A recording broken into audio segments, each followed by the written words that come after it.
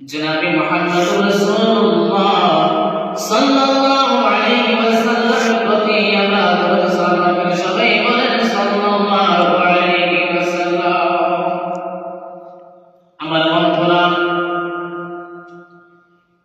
আমার আল্লাহ রাব্বুল আলামিন,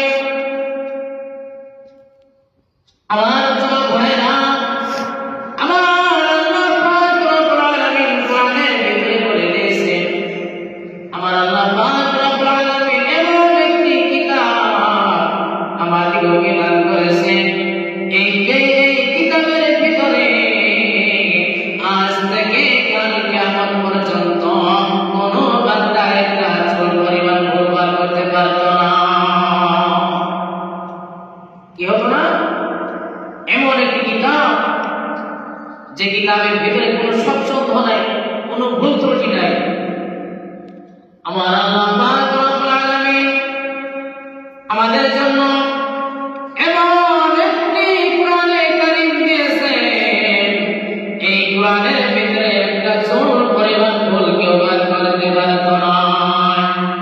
আমার আল্লাহ পাক রব্বুল আলামিন কোরআনের ভিতরে ঘোষণা করে দিয়েছেন, বিসমিল্লাহির রহমানির রহিম, আলিফ লাম মিম, যালিকাল কিতাবু লা রাইবা ফীহ।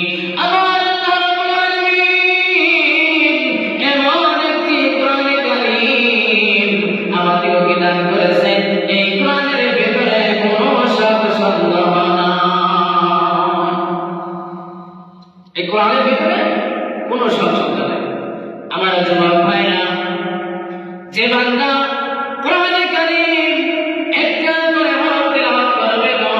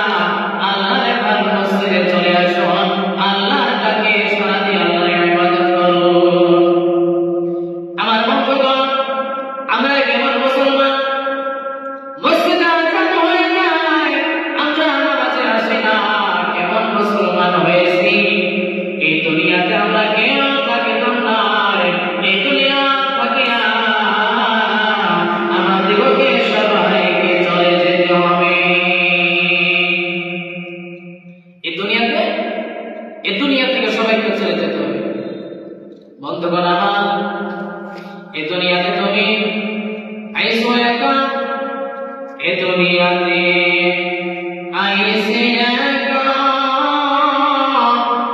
যাব একা সঙ্গে কেউ যাবে না। এই দুনিয়ার জমিনে আপনি আমি একা এসেছি, আমার সঙ্গে কেউ যাবে না, শুধুমাত্র যাব সাদা কাপড়। মসজিদে এলান হয়ে যাবে, অমুক ব্যক্তি দুনিয়া থেকে চলে গেছে।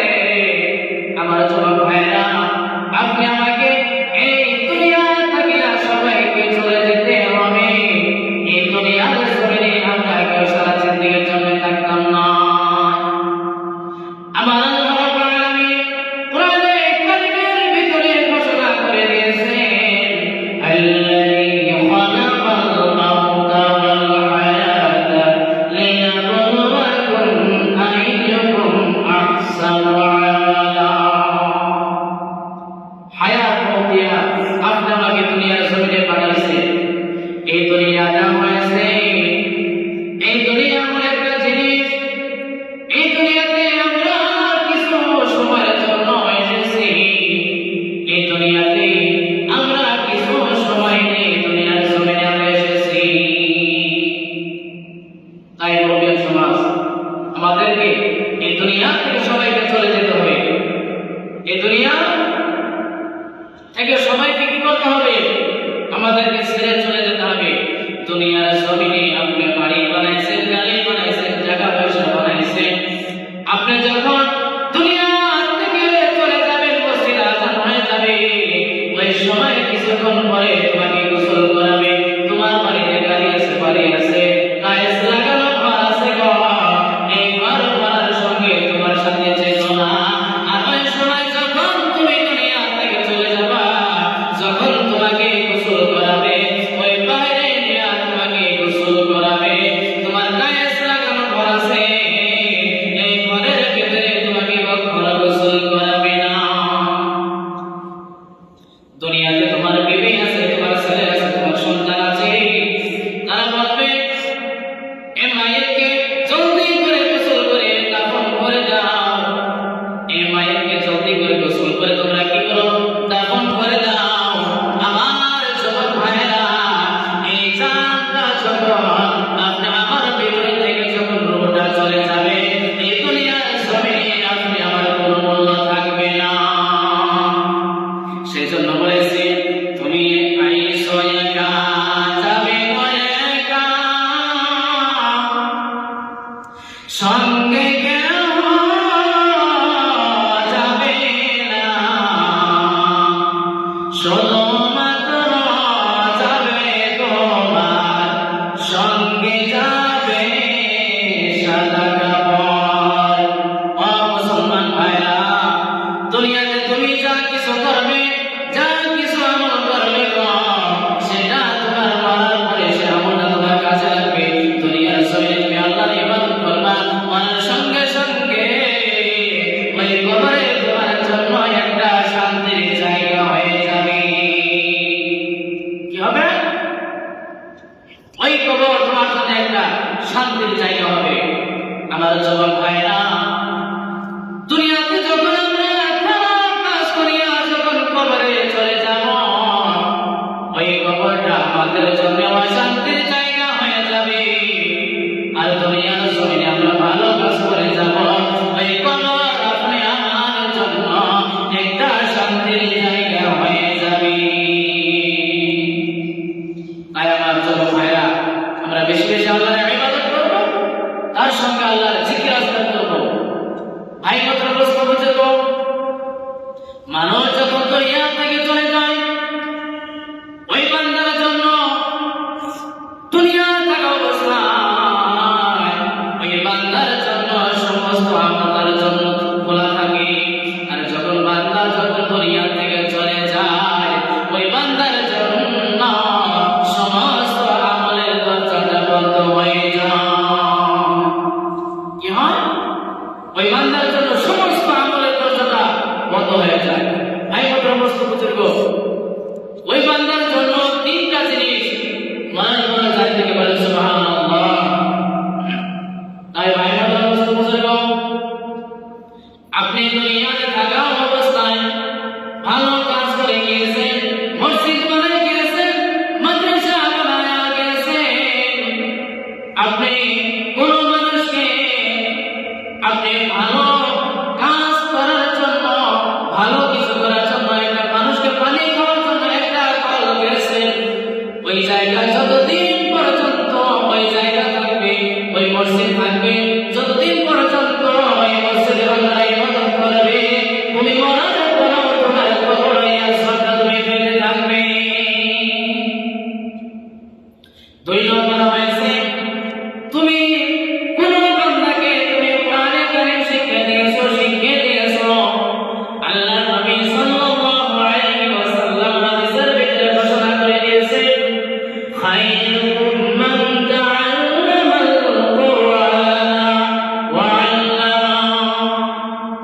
জনাবে মুহাম্মদ রাসূলুল্লাহ সাল্লাল্লাহু আলাইহি ওয়াসাল্লাম বলে দিয়েছেন, দুনিয়ার জমিনে যারা কোরআনে কারীম শিক্ষা অর্জন করেছে, অপরজনকে শিক্ষা দান করেছে, তারা হয়েছে দুনিয়ার মধ্যে সর্বশ্রেষ্ঠ মানুষ।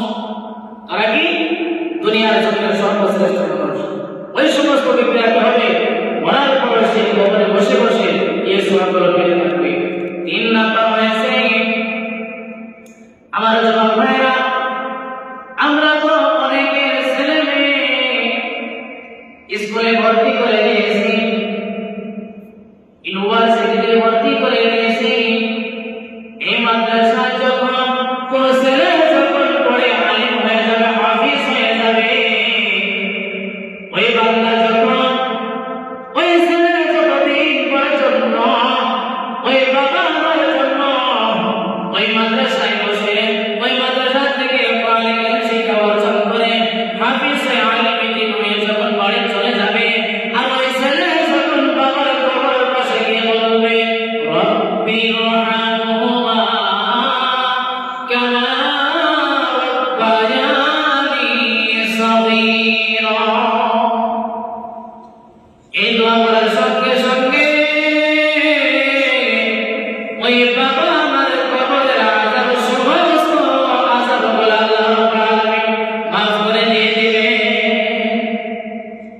যখন ছেলে সন্তান এই দোয়া যখন করবে, ওই বাবা মার কবরের ভিতরে এই সবগুলো পেতে থাকবে। ভাই বন্ধু দোস্ত বুজুর্গ, তাই আমরা সবাই আছি, আল্লাহর জিকির আজকার করব, আল্লাহর হুকুম মানব, আমাদের ছেলে মেয়েকে কোরআনে কারীম শিক্ষা নেওয়াবো, আর তার সঙ্গে আমরাও 5 ওয়াক্ত নামাজি হয়ে যেতে পারি ইনশাআল্লাহ।